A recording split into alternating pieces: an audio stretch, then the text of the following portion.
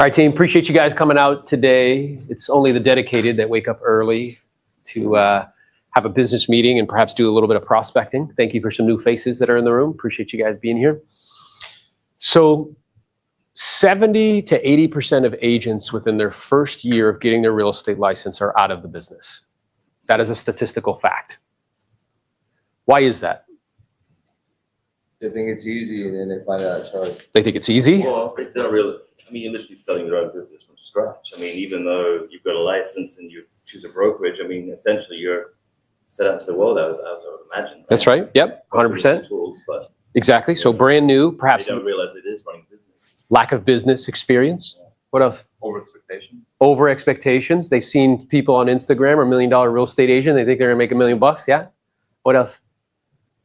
All of those things? Yeah. Okay. So in my professional experience, my first calendar year selling real estate, I made 13,000 bucks.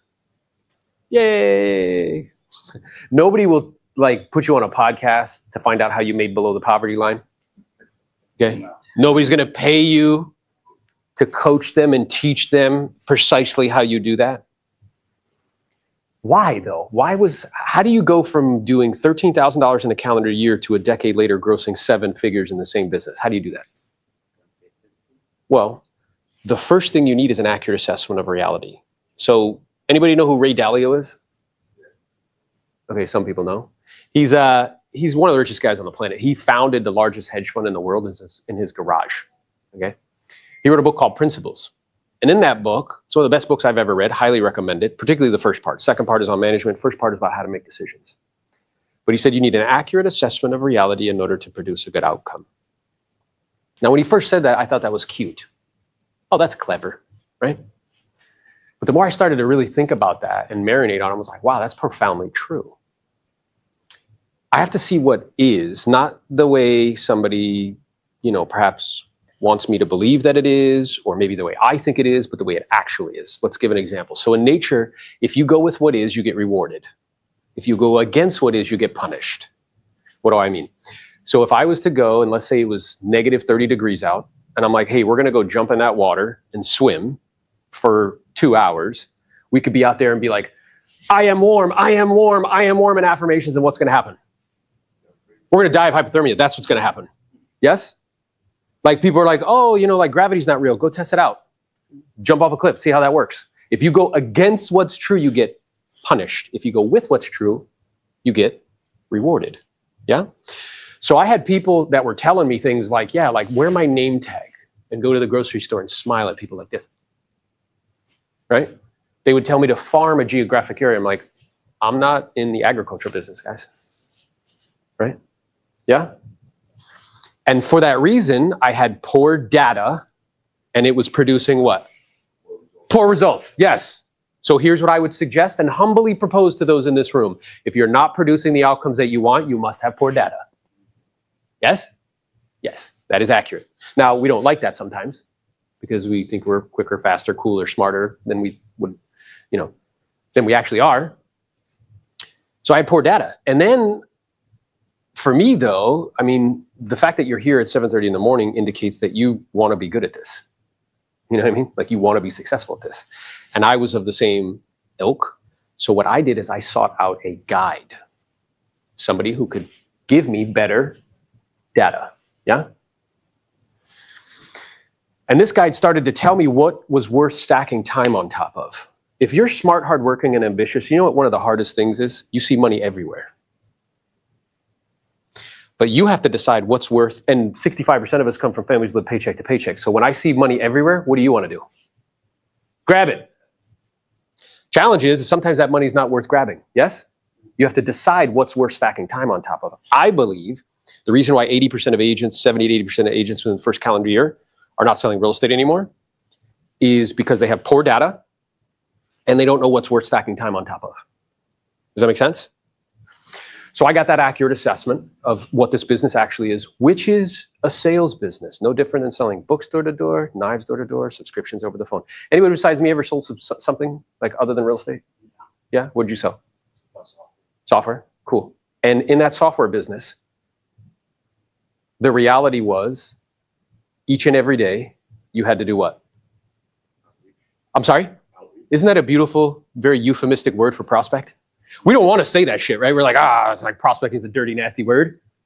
But we call it what? I'm doing outreach. Yes? How frequently did you have to do that? Every day. Every day. And if you didn't do it, what would happen?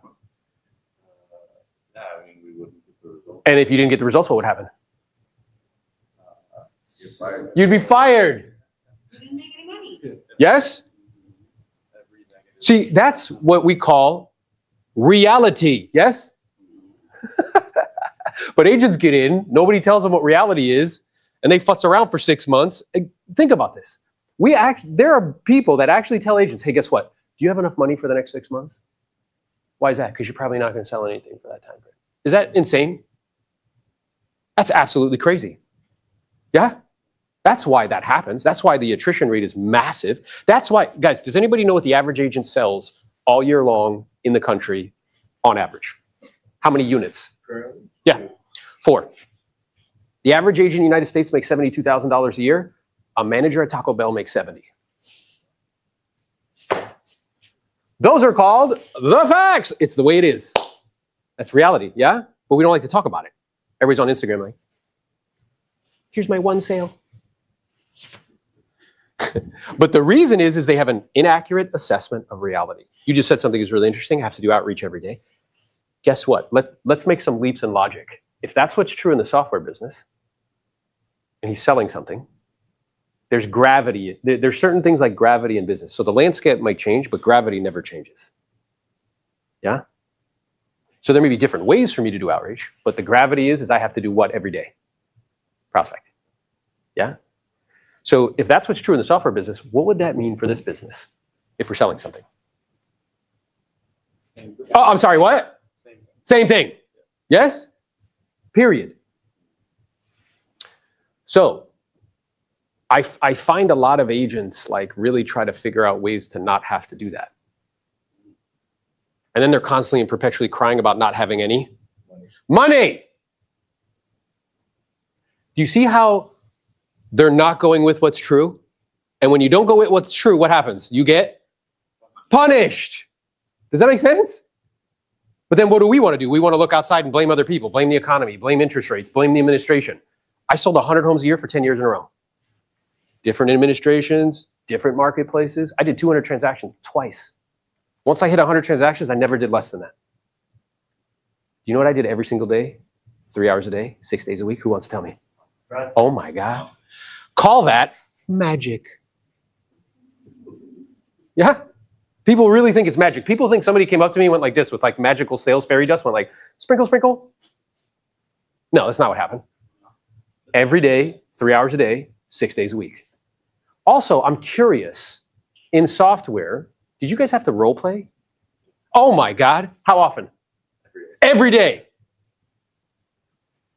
Why were you guys role playing? I'm curious.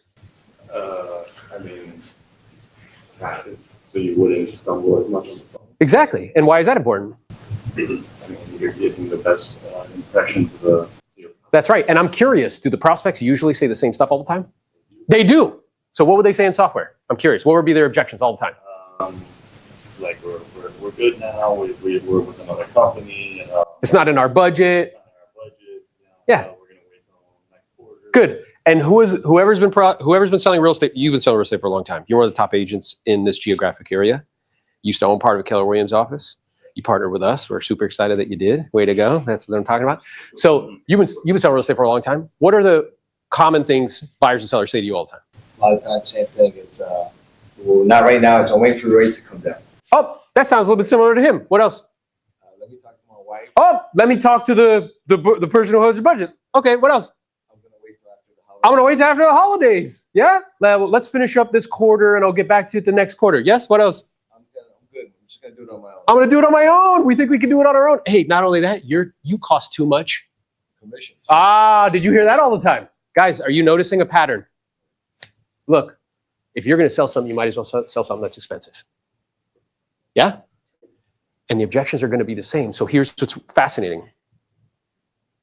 What percentage of agents do you think role play every day? 5%. Like 1%. And yet they continue to cry that they don't have any.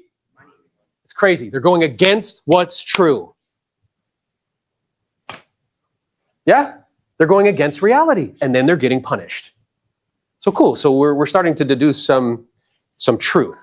One is if I'm going to be in this business, to the day I get in, to the day I get out, I will have to do what every day?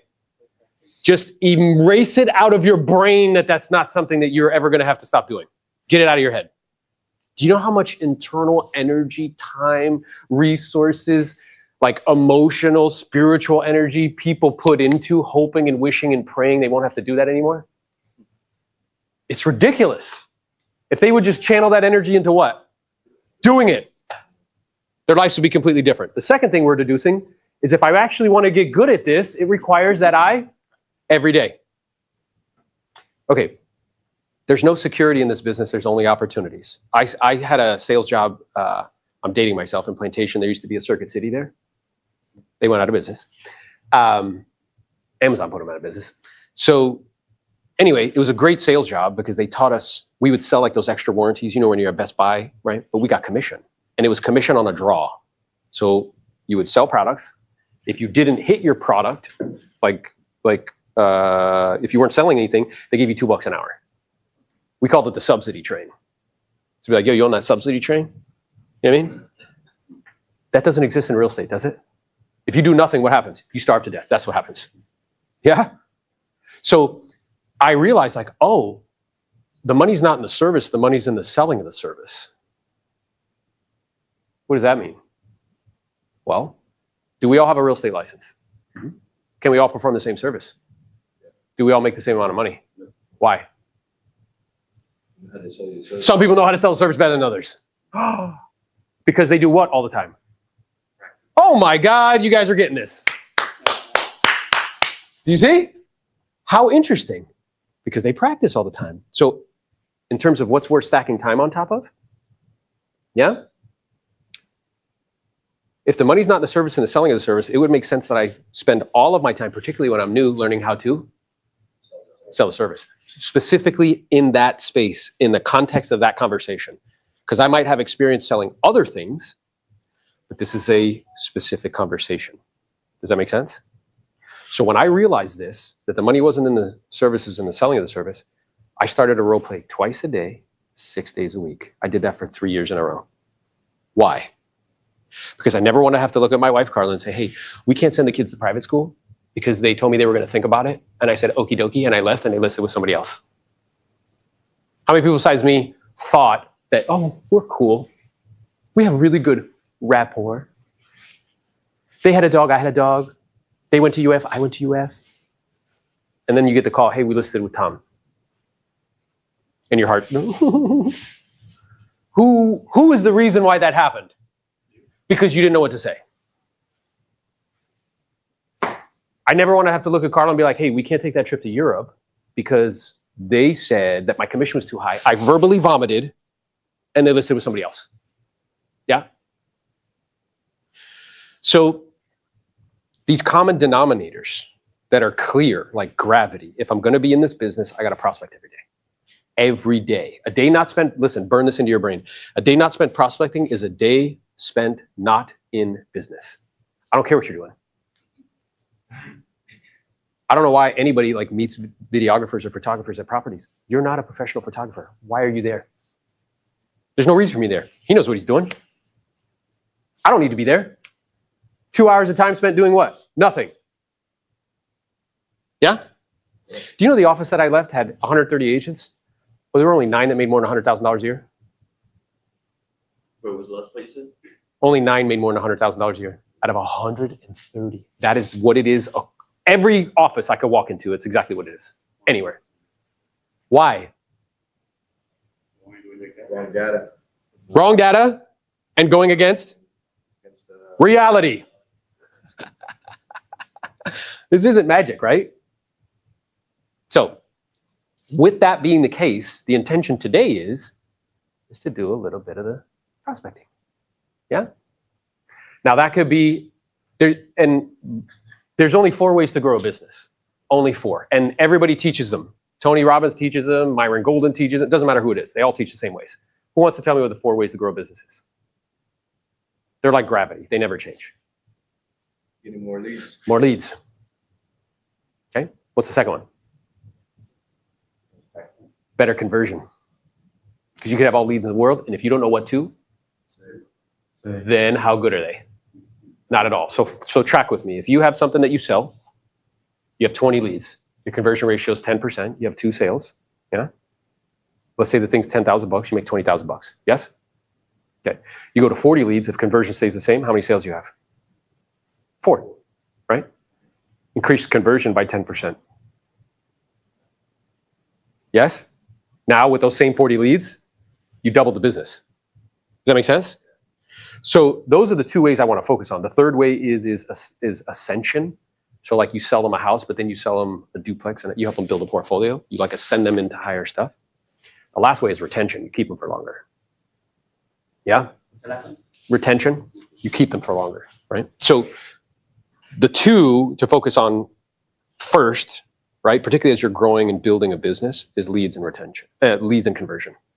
The conversion piece, that's something, we have role play groups where people role play twice a day, twice a day, in the morning and in the afternoon, specifically for that reason, to help you with conversion. I have videos on YouTube teaching people how to do that as well.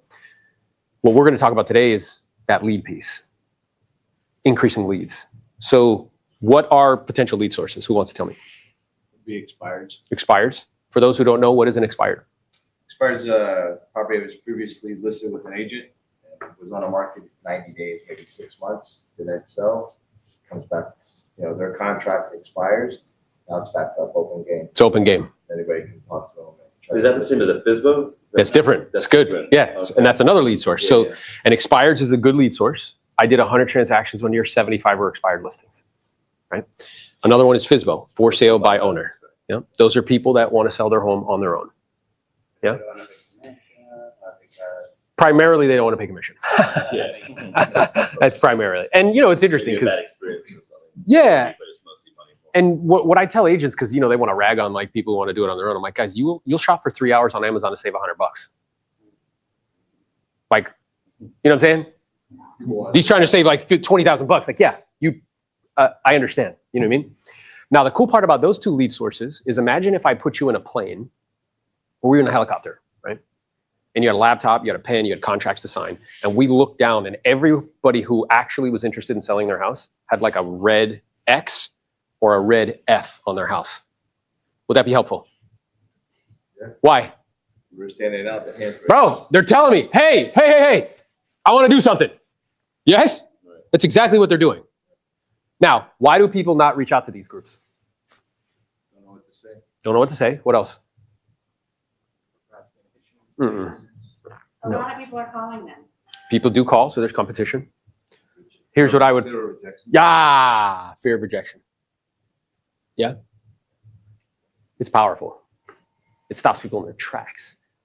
The number one, people fear, they would rather, what's the greatest fear that humans have? Speaking Public speaking. So check this out. They fear it more than death. Yeah. They would rather be in the casket than to be given the eulogy. That's crazy. Okay? That's insane. They would literally rather be in the casket than giving the eulogy. But why? What's underneath the fear? The fear of being rejected. Somebody won't like me. They won't like my smile. They won't like my You know how many posts on YouTube I have, like people just talking smack? Trash. You can get 50% of the population to hate your guts, you become president of the United States. It's a fear of rejection, right? I remember sitting in a room one time, I was like, hey, I made 7,000 contacts this year. I got 142 to say yes. Most people can't put up with that level of rejection. I'm in the, just so everybody's clear, you're in the rejection business. Yeah. The more you get rejected, the more money you make. So I'm like, oh, this is cool. If I just get rejected a lot, I'm gonna make a lot of money. Yeah, I'm cool with that. I walk into spaces regularly. I say to my wife, Carla, I'm like, hey, I wonder how many people here hung up on me or called me a name my mom didn't give me. It's probably like a handful. You don't sell 2,000 homes in your career in this geographic area, and I probably made, I don't know, like 100,000 contacts. You see what I'm saying? So that's what stops people in those two spaces from calling those two, even though they're like, hey, I'm trying to buy and sell. Because I'm curious, do some of those expireds need to buy too? Do some of those FSBOs need to buy too? Yes. Do some of those FSBOs have other portfolios? Yes. Right? But people just don't go towards them because they're afraid of rejection. And they don't know what to say. What else would be good lead sources? For rent by owners. For rent by owners. So those are people trying to rent their home on their own. And sometimes that converts into a sale, yeah? Because they're actually not interested in renting. Or maybe you can earn their business, help them rent, which is not a high profitable thing to do. But they go into your database, you've helped them, and then when they go to sell it, they'll call you. Maybe we'll buy something else. Tax delinquency, pre-foreclosures, yep, because those are people that have, probates, one of my favorites. Hey, just so you know, we live in heaven's waiting room. We have the largest elderly population in the country. Who's the second largest cohort, meaning group? The first is millennials. Who's the second? I already gave you the answer. Baby boomers. How old are they on average? Like 65 now. Uh-huh. And the average human lives to be? 73. So what's the probability as time progresses that'll continue to be a massive lead source? 65% of those homes statistically are free and clear. And if they're motivated, motivation's through the... So what would stop people from going towards that lead source? Same thing. Oh, I don't want to be called an ambulance chaser. They're dying to list a home. Oh. No. He said they're dying to list their home. I'm talking about that. It's solid, man. I love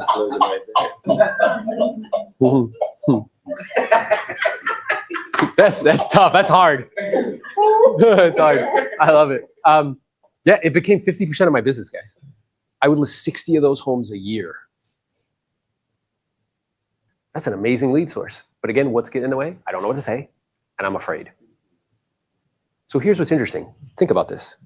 I think I was on a call with somebody recently, a one-on-one call. I think we tell fanciful, magical stories about why we're not producing the outcomes that we want to protect our own egos. Because notice, in all of these sources, what's getting in the way? Anything external. No, because can you learn?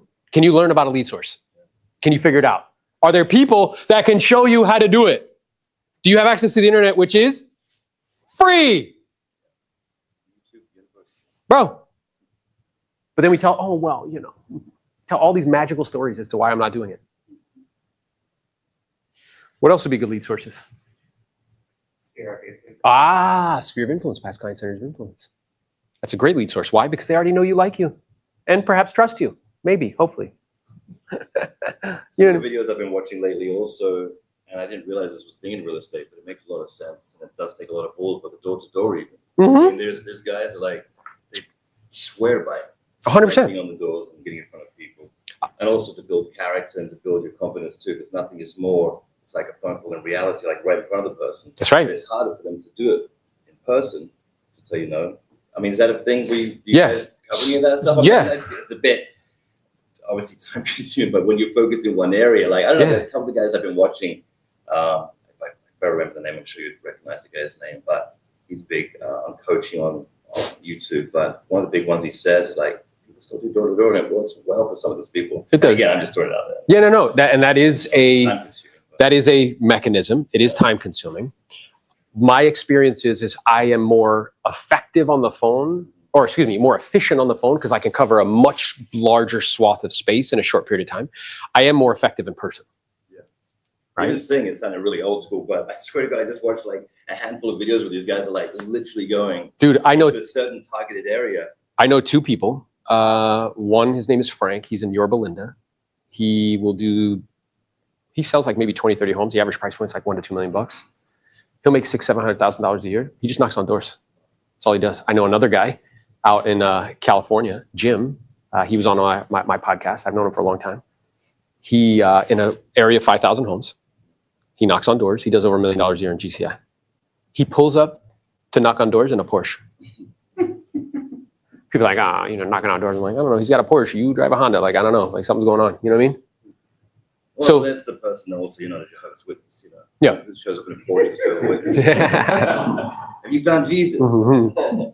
So, yeah, that's good. So, but that also is a lead source. It's like just listed, just sold calls. It's just I'm knocking on doors. Yeah. So the point being is, look, there's a plethora of opportunities, multitude of different places that you can go to for lead gen. My experience is that the riches are in the niches. A niche thing. When I'm thinking about where to stack time on top of, I'm thinking, hey, what's the most valuable, productive use of time? Because if I'm going to take away time from Carla, from Sebastian, from Liliana, like my children, it's going to be for a reason. You know, if I'm coming out to see you, we're listing a home. We're not coming out for tea and crumpets. We're not coming out for like, oh my God, you have a puppy, I have a puppy. Like, it's a very specific purpose, right? So to me, if I was starting completely from scratch over again, I'd make sure I have a schedule that allows me religiously to do outreach every day, 2 to 3 hours a day, preferably 3, because you have nothing else to do. You know what I mean? Be like, oh, I got all this stuff to do. I'm like, no, you don't. Like, yeah, anything can wait until after 3.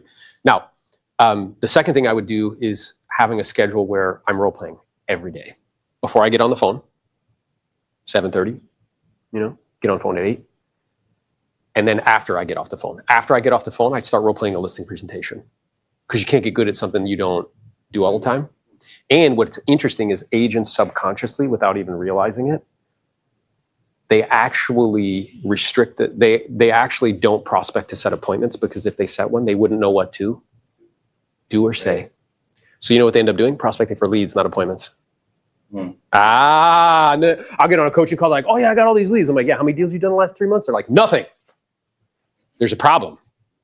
Yeah? But if I'm role-playing every day, imagine this, role-play listing presentation for 6 months to a year, every single day, how pumped are you to set an appointment? 100%.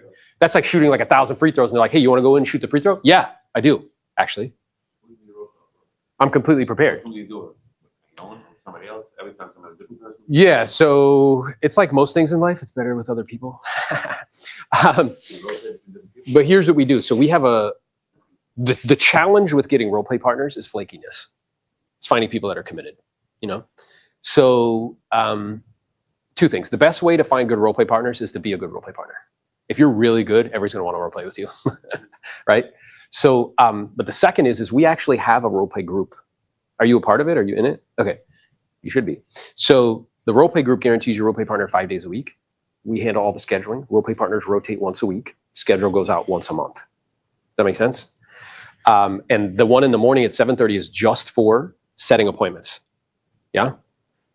The one in the afternoon at 11:30 is just for the listing presentation. Right? And it's the same cadence, 5 days a week. You know, role play partners rotate once a week. Schedule goes out once a month. Yeah. And then in there is variety, because you also want to practice with people that are better than you. You know, there's 3 different types of people. One is you can teach, and the other is like, you know, we're kind of on the same level. The third is like, I can learn from. Most people have a tendency to practice with people that are not as good as them. Why? Yep. I'm sorry? It feels good. Yeah. It protects our what? Ego. When I was doing 50 deals a year, I started role playing with a guy doing 200. I was like, get on the call, like, oh my God, like I'm shaking in my boots just to talk to him. And then he would throw me off. I'm like totally prepared to talk about expireds. He'd get on a call, be like, okay, we're going to do an inbound call, go. And I'm like, what? That's not what we do. I'm ready to do like FSBOs or expireds. He's like, all right, do a price reduction right now, go. Then you know what he said to me? He's like, hey, because I would have all my scripts on the walls. You know, I had like a trifold thing with the scripts on the wall. He's like, all right, we're going to do Freestyle Fridays. I'm like, what is that? He's like, take everything, like don't even look at anything on the wall, take it down. Why? So you can be quick on your feet. Yeah? Because you know what ends up happening is it becomes a crutch. I've role played with people are like, oh, wait, I need my script book. Is that going to happen when you bump into somebody on you know what I'm saying? You're like, wait, time out. I'm not really.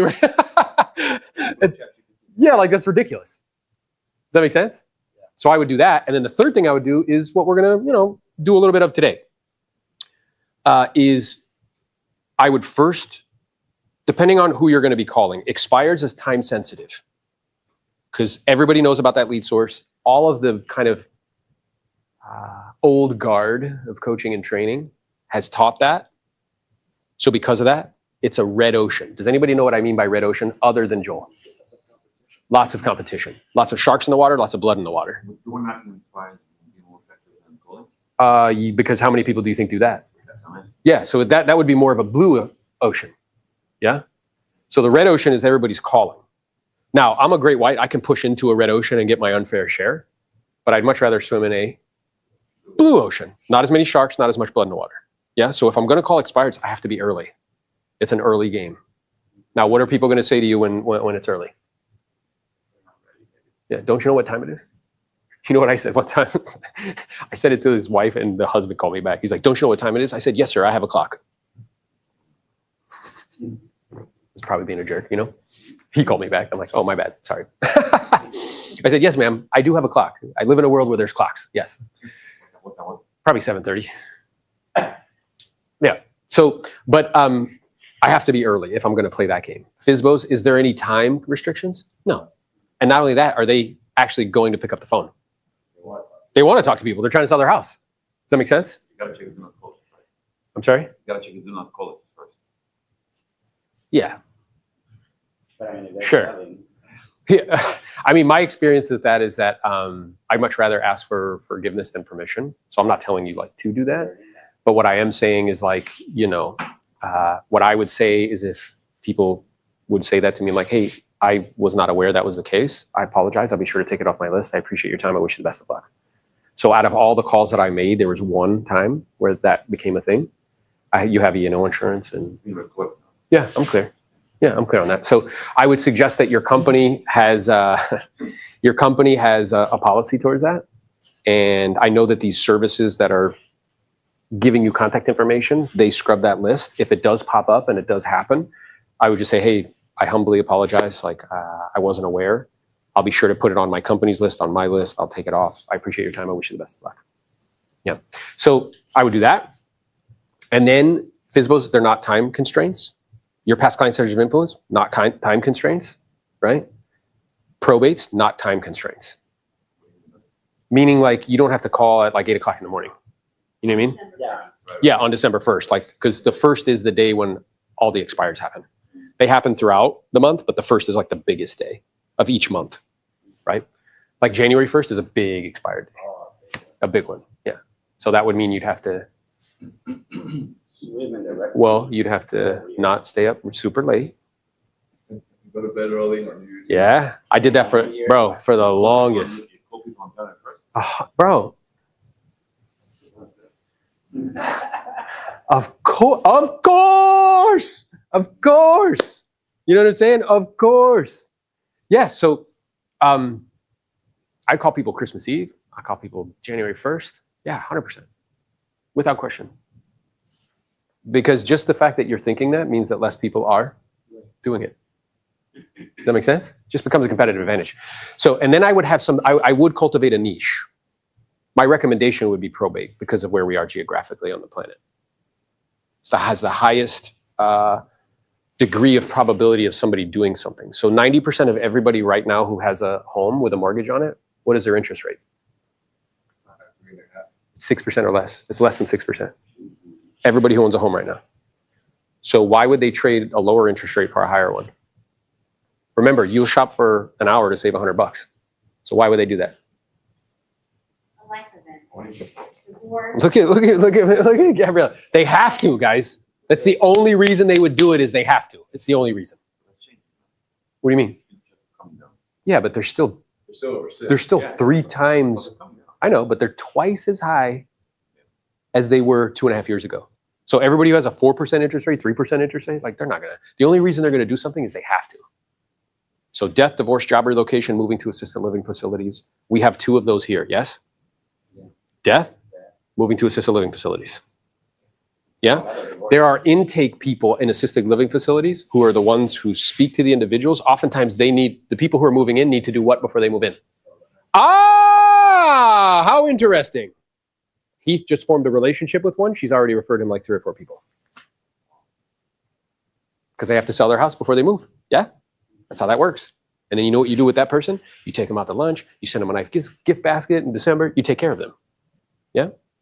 So, and that's what I would do in the in that time block, 3 hours, our brains work in 60 to 70-minute intervals. You ever notice if you're sitting somewhere and somebody's talking longer than like 60 minutes or whatever, what happens? Phase out. Brain starts looking at watches. You just took your Adderall, then you go like 2-3 hours. Exactly. Right? But why is that? Because their brain's telling you I need a break. It's processing all this information.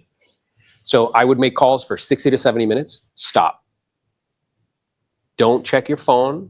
Don't check email. Don't do any of that. Have an apple, a bite to eat, read a couple pages of a good book. Then what? Go back. I would do that 3 times, 3 intervals of 60 to 70 minutes. Time on task. Because people will tell me, they're like, yeah, I prospected for 2 hours. I'm like, you spent an hour and 30 minutes looking up numbers and emails. You spent 30 minutes talking to people. That's why you're not making any money. Yes? That's why. So make sure that you're prepared and your time on task. Does that make sense? And then after that, in terms of scheduling, once I've spent the 3 hours in the afternoon, a little bit of admin, 30 minutes. If you don't have a lot of, you're looking on your deal, it shouldn't take too long. Yeah, return any phone calls, whatever. Then afterwards, you only have a handful of options. They all start with P. I can practice more. Because remember, the money's not in the service, it's in the selling of the service. Second thing I could do is go preview property, particularly if I'm new to a geographic area. What does preview mean? Set up appointments to go look inside of homes. When I moved here from Gainesville, I grew up here, but I didn't sell real estate here. And in 2007, I was on track to do like 60 deals. My mom had a brain bleed, and I shut down the business and moved back home. Started over from scratch. So I kind of knew the geographic area, but imagine going back to a place like you were when you were a kid. You're not really like paying attention to stuff. Like, yeah, it's like, you know what I mean? Like, I don't really know what's going on. I know geographic areas, but I don't really know what's going on. So what I did is every afternoon, after I was done prospecting, for 6 months, I previewed homes, 3 homes a day. Why? If you do that for 6 months, what happens? I know the area. Yeah. And when I finally got appointments to go on, I had been in homes in the neighborhood. So then then you know what I did is when I had appointments, it was a practice where prior to going on, because when I came here, I took 10 listings in 2 months, but none of them sold. So I knew how to list property. I knew how to prospect, lead follow-up, go on appointments, negotiate, right? I didn't know how to price them right because I didn't know the area. And I remember being on a run. I was living actually, because that's my sister-in-law. And I was living at her parents' house because, my mom had a brain bleed, just moved down, like, just figuring it out. I was 26, 27, something like that. And I was on a run, and I was so frustrated because I had all these listings, nothing was selling. I was like, what's going on? And I had this flash of insight, like, oh, you don't know how to price them. That's what's going on. So then for the next 6 months, every listing appointment I went on, I would look at 3 properties in the neighborhood before I went on the listing appointment. So if the listing appointment's at 1, I would book from 11:30 to like 12:30, 3 appointments in that home, in that geographic area, in the same neighborhood, or in the same condo building.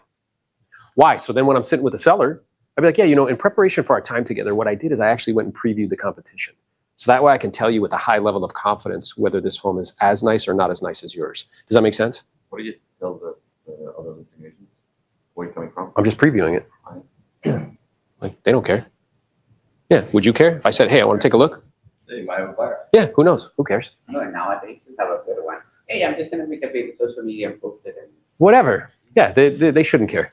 It's interesting. It's fascinating to me, your questions. Because what's interesting is that they're focused around like outside. What people, what. Most fear-based. Yeah. And I'm of the mindset, I'd much rather ask for forgiveness than permission. Like, let's go, right? So I previewed those homes, and then you know what started happening magically? I started to sell the listings now because I got better at listing the property. So I can practice more, I can preview homes, or I can prospect more because I have nothing else to do. Yeah? Because most people have nothing else to do. Or the fourth thing is I go home. Why? I did my job today. I did what I'm supposed to do. Does that make sense? Now, if you're not doing the income that you want, particularly if you're getting started off at first, I wouldn't choose the last option. Unless you're independently wealthy. Yeah? Good. Any questions about that before we start to do some dialing and engaging? Okay. So what I would propose or suggest is if you have a list. I know you came prepared with in Vortex, like who you're going to be calling. If you didn't come prepared with like a list, past clients, centers of influence, anybody that you know, reach out to them. Hey, I just want to let you know, like I'm in the real estate business. I'd love to have the opportunity to earn your business. What are your plans for real estate in 2025? And just be quiet. See what they say. I'm curious, do you know anybody else who may, be interested in doing something in 2025? I think that that's a really good place to start because past client centers of influence, there's like a little bit less rejection. It's like a warm call, right? And then I would progress to others. We might do that for like an hour. And then if you have any questions or whatever, like I'll be walking around a room. If you have questions or concerns about like, hey, this person said this or this person did this, I can just hop in and give you some feedback. And then if anybody sets or when somebody sets an appointment, we'll just ring this little bell. Just to let everybody know that it happened. And yeah, let's get to it. Let's go make some money.